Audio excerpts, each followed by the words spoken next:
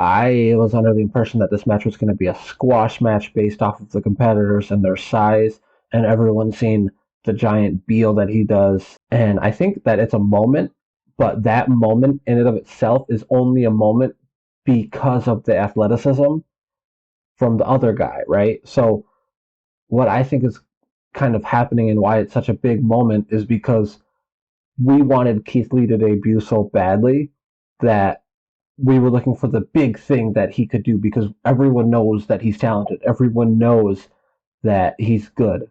And Keith Lee throwing him shows exactly what everyone knows. And I think that's why it became a moment, not just because it's a huge Beal, which it is. It's huge. It's his first time ever coming out, so this is going to be his entrance very consistently. It's going to be very important. It's like the breaking glass for Stone Cold. It's the gong for The Undertaker.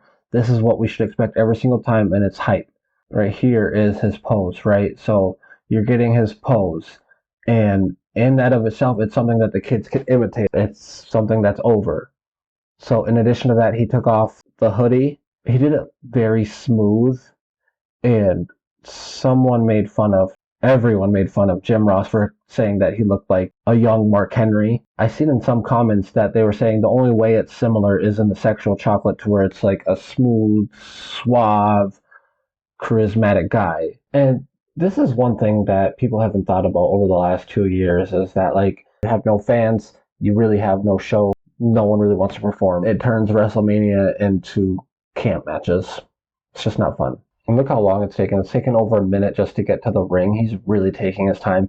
Yeah, he's a big guy and he walks slower, but he's really milking this, feeding off the crowd. And in addition to that, he's getting his character over. This is also a part of his shine. His entire entrance can always be the shine. Undertaker could come in, and after his entrance, he could get beat up right away. That's a shine. Everyone knows who it is. The shine is to establish the character and to frustrate the heel. Yeah, there it is. When he said Mark Henry, I'm assuming a part of it is also because how many people do they have on their roster that he can be compared to? I don't know how consistently they'll use WWE guys, but yeah, it's just poor hindsight. Opportunity in this qualifying match. Now he is getting... And yeah, it was the first spot of the match. Oh my god. That you start off right there, where do you go? You know? That's insane. But I don't really like the whole I'm strong too thing. It's fine. It's not bad or anything. It's just could have been something else, like you have to outsmart him or outspeed him. Not I'm gonna outstrong the guy who weighs 300 pounds. It's like you weigh 190 pounds or something. What are the odds of that? But the crowd doesn't care. The crowd's reacting, so this is right. Does that make sense? There are ways that it could have been maybe more right, but you never know until you've done it. Yeah, like why would you try to throw somebody? I don't like it. I don't know how much I like the idea of doing leapfrog, but you can do them. You got up real good.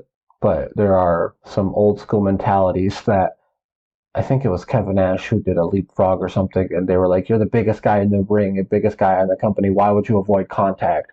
Which is true, right? Why would he avoid contact? But they're showing off his athleticism. But no, he blocks, he's too smart. And here he could... Jeez.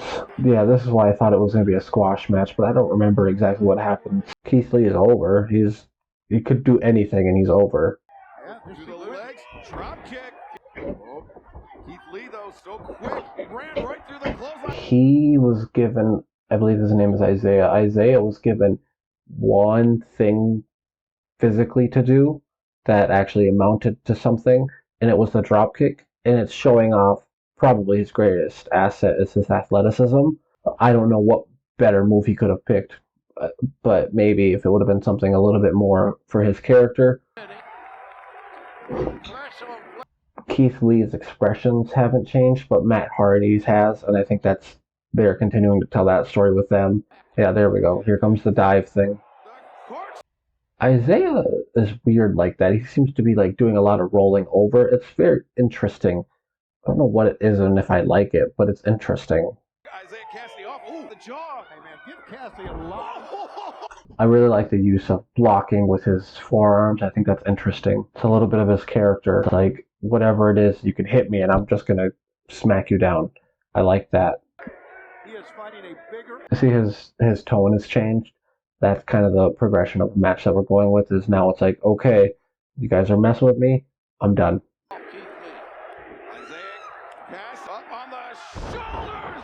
But Isaiah essentially only had 3 spots his entire time. And each one he used it to make sure that it highlighted him as an athlete, not necessarily as an entertainer, which it's here or there. No one really knows what's right or wrong. I feel like, and it's just my opinion, but I feel like it could have been something. I don't know. It's not the 5 knuckle shuffle, but like something. Okay, now he's gonna get his comeuppance. I didn't expect that. Interesting. Okay, now he's catching. What's Quinn trying to do here? Okay, there we go.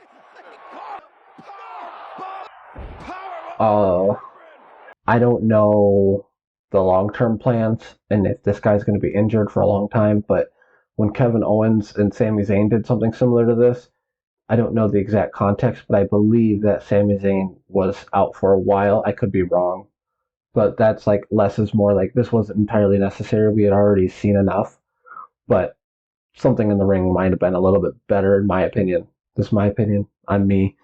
I've got 3.5 years before COVID experience and over 100 matches in 5 states. Some people have more, some people have less. This is just my opinion, and pro wrestling is an opinion. I really enjoyed his game face. I think that was the most interesting part about it, and that he was able to tell that story with essentially just his face. I think that was the most interesting, except for him getting frustrated a little bit, which is interesting because usually it's the other way around and it's the heel that gets frustrated, but this time the heel was frustrated the entire time.